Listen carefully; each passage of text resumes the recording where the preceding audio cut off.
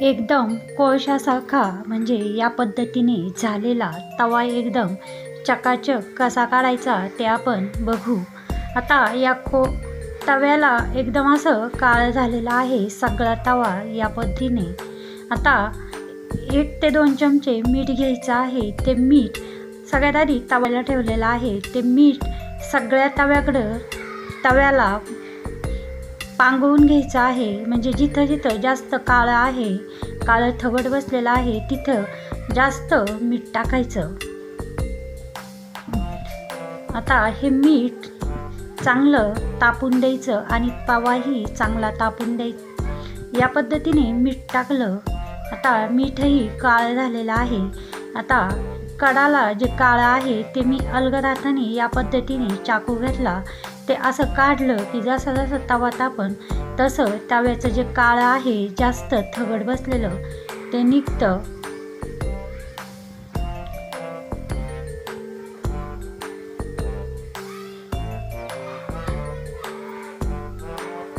आता या पद्धतीने चाकूनी तव्याचं जेवढं काळं निघल तेवढं काढून घ्यायचं.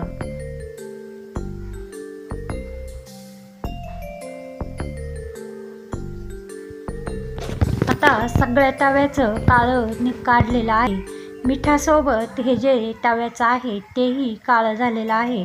या पद्धतीने एवढं असं जे कोळशासारखं एकदम काळं झालेलं होतं ते निघालेलं आहे. आता हे एका प्लेटमध्ये काढून घेऊ. या पद्धतीने जेवढं आपलं ते तव्याला काळं होतं ते काढलेलं आहे, जेवढं शक्य होईल तेवढं. आता यावर एक लिंबू पिळायचा आहे.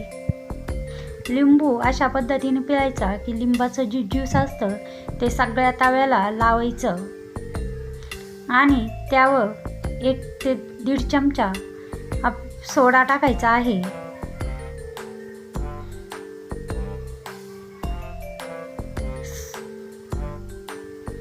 आता लिंबाने हा जो सोडा आहे तोही मीठ जसं पांगवलं त्याच पद्धतीने सगळीकडं सोडा तव्याला लावून घ्यायचा.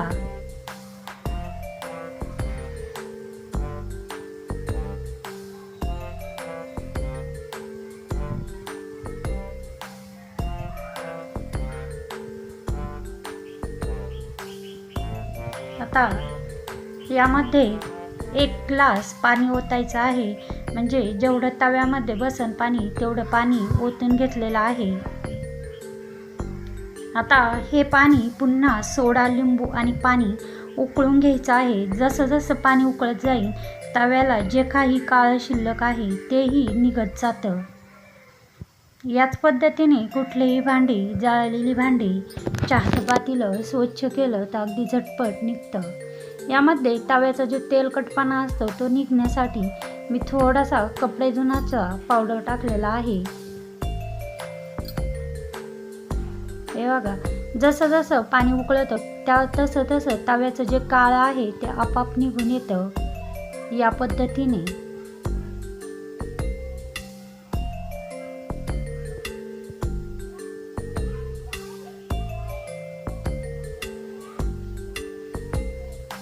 आता हे पाणी कमी झालेलं आहे.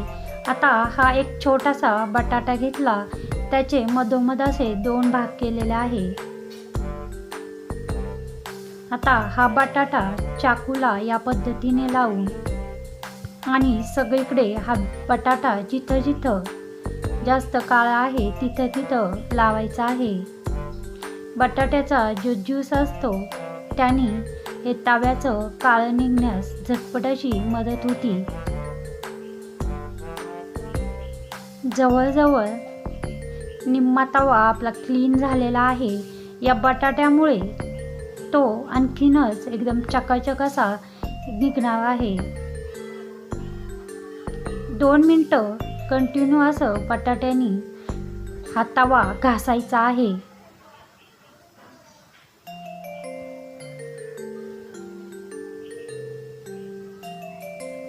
आधी पाहिला तवा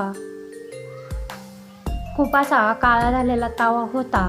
आता हे जे काळं पाणी निघालेलं आहे बटाट्या घासल्यामुळे ते पाणी आता घासणीने थोडासा पुन्हा घासून घेऊ, म्हणजे कमी मेहनतीत एवढाच तवा घासला असता घासणीने तर अजिबातही निघाला नसता. पण या पद्धतीने घासल्यामुळे तवा एकदम चकाचक असा झालेला आहे. फक्त स्पंजची जी घासणी आहे त्याने घासला तर एवढं असं तव्याचं काळं निघत आहे. अजूनही 2-3 मिनटं घासला तर हा सगळा जो तवा आहे एकदम चकाचक निघल. पण फक्त बटाट्याने आणि लिंबू कमी मेहनतीत घासायचा होता, म्हणून या पद्धतीने तवा घासला.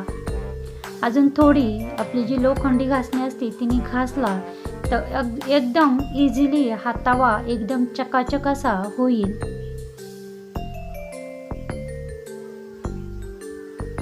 एवढं असं तव्याचं काळं निघालेलं आहे आणि जे पाणी आहे तेही वेगळं.